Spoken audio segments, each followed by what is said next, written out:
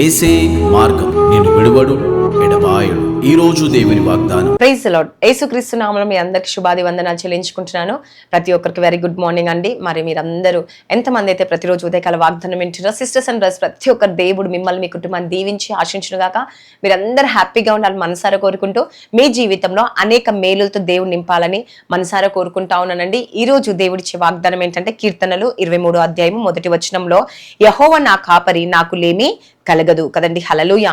యెహోవా నా కాపరి, నాకు లేమి కలగదు కదండి. ఈరోజు మన కాపరిగా తను ఉంటే ఏ కొదువు ఉంటుందండి? ఏ కొదువు ఉండదు కదండి. ఏ బాధ ఉండదు, ఏ దుఃఖం ఉండదు. ఒకవేళ ఆయన కాపరిగా లేకపోతే మనం ఏం చేయాలన్నా కష్టంగా ఉంటది కదండి. కానీ దేవుడు ఈరోజు చెప్తున్న, కాపరి ఉన్న చోట గొర్రెల కంట ఏ కొరత ఉండదంట కదండి. హల్లెలూయా.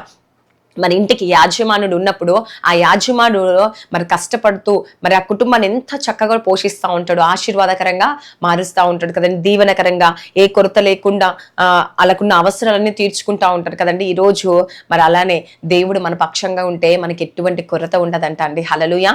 ఎటువంటి కొదువ ఉండదని దేవుడు సెలవిస్తా ఉన్నాడు. ఎందుకంటే ఆయనే మన కాపరిగా ఉన్నాడండి. ఈరోజు ఆయనే నీ కుటుంబానికి కాపరిగా జీవిస్తుండే, ఆయననే నీ జీవితంలో గొప్ప అద్భుతం చేస్తాడు. కాబట్టి ఆయన చూసుకుంటాడు కదండి. మరి ఒంటరిగా లేమండి. ఒక మార్గదర్శిగా దేవుడు మనని చేస్తాడు.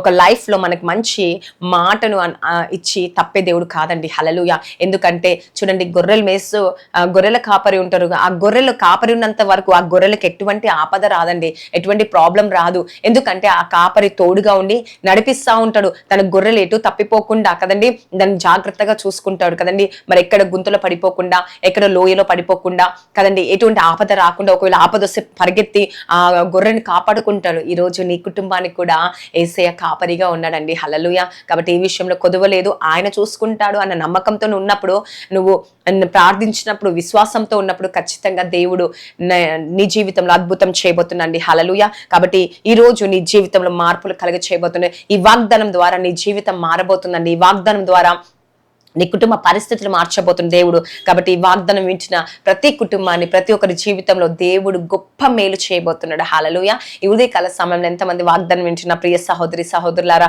ఈరోజు ఆశీర్వాదం ఇవ్వమని దేవుని సెలవు ఇవ్వాలండి.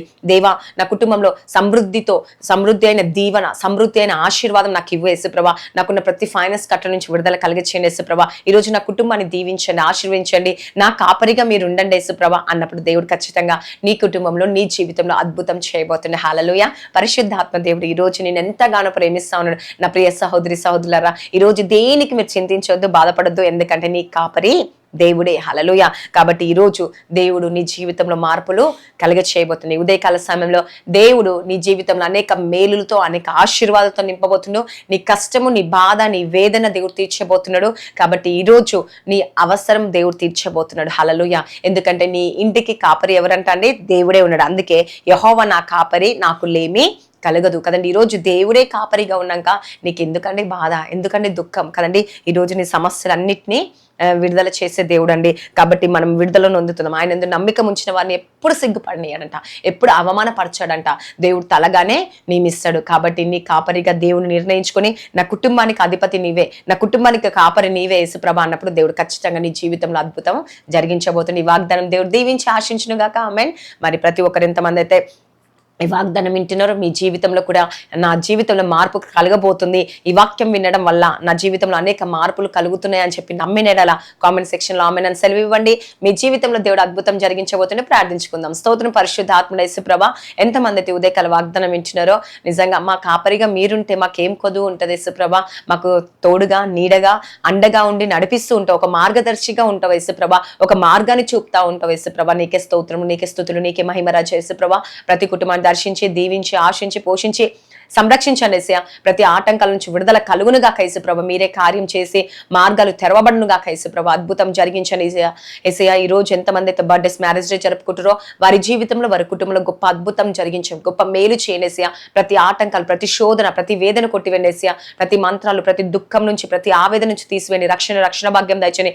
నేను భార్య భర్త సమస్యలు, కోర్టు కేసు, గర్భఫలం లేని వారు, జాబ్స్ లేని వారు, లైఫ్ సెటిల్ కాలేని వారు, మంత్రశక్తితో పీడింపారు, శాంతి సమాధానం లేని వారు, మోకాళ్ళ నొప్పితో, అనారోగ్యంతో ఐసీయూలో అడ్మిట్ అయిన వారు, నానా రకాల రోగాలతో బాధపడుతున్నారు, ఎంతమంది ఇంకా ప్రార్థనలు ఏకీభవిస్తున్నారు, ఎంతమంది అయితే ఏ విషయం కొరకైతే నైనా ఈ లైవ్ వింటూ, ఈ వాగ్దానం వింటూ, ఈ ప్రేయర్ వింటూ, ఈ వాక్యం వింటూ వాళ్ళు మాతో కలిసి ఏకీభవిస్తున్నారు. వారి జీవితంలో ఆ మార్పులు కలుగచేయమని నజరేయుడైన యేసుక్రీస్తు నామంలో అడుగుచున్నాను తండ్రి.